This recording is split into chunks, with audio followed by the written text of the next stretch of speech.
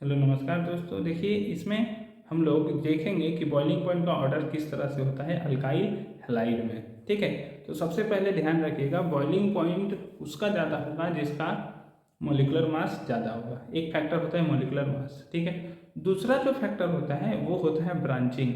जिसका जितना ज़्यादा ब्रांचिंग होगा उसका बॉइलिंग पॉइंट उतना ही क्या होगा, कम होगा। क्योंकि ब्रांचिंग होने से क्या होता है, थोड़ा सिमेट्रिसिटी आ जाता है, और सिमेट्रिसिटी आएगा तो वो जल्दी क्या होगा, बॉयल हो जाएगा।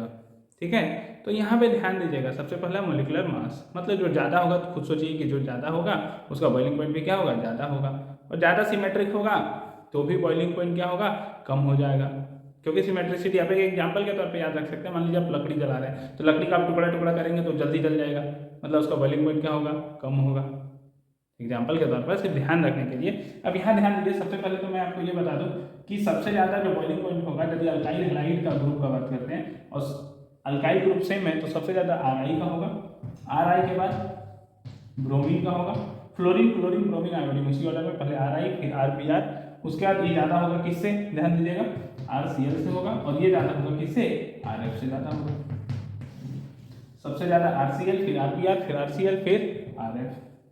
यहाँ पे पूछा गया boiling point order A B और सी, तीन ग्रुप दिया गया, बॉइलिंग पॉइंट पूछ रहा है। ध्यान दीजिए, सबसे पहला वाला में टोटल कार्बन जो है वो है 1 2 3 4। टोटल कितना कार्बन है, 4। यहाँ पर भी 1 2 3 4, 1 2 3 4, टोटल 4 कार्बन है, 1 ब्रोमीन है। 4 कार्बन है, 1 ब्रोमीन है, मतलब सबका मास जो है वो सेम हो जाएगा।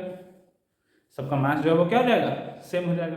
तो यहाँ पर बॉइलिंग पॉइंट किस पे डिपेंड कर रहा है उसके बारे में बात कर रहे हैं। तो हम क्या बोल रहे थे, बॉइलिंग पॉइंट दो चीज़ पे डिपेंड करता है। पहला मोलर मास पे, मोलिकुलर मास जिसका ज़्यादा होगा उसका बॉइलिंग पॉइंट ज़्यादा होगा। दूसरा ब्रांचिंग पे, जिसका ब्रांचिंग ज़्यादा होगा उसका बॉइलिंग पॉइंट कम होगा।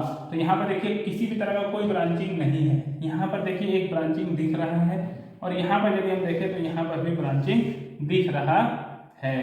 तो ब्रांचिंग धीरे धीरे क्या हो रहा है, बढ़ रहा है, मतलब बॉइलिंग पॉइंट क्या होगा, घटेगा।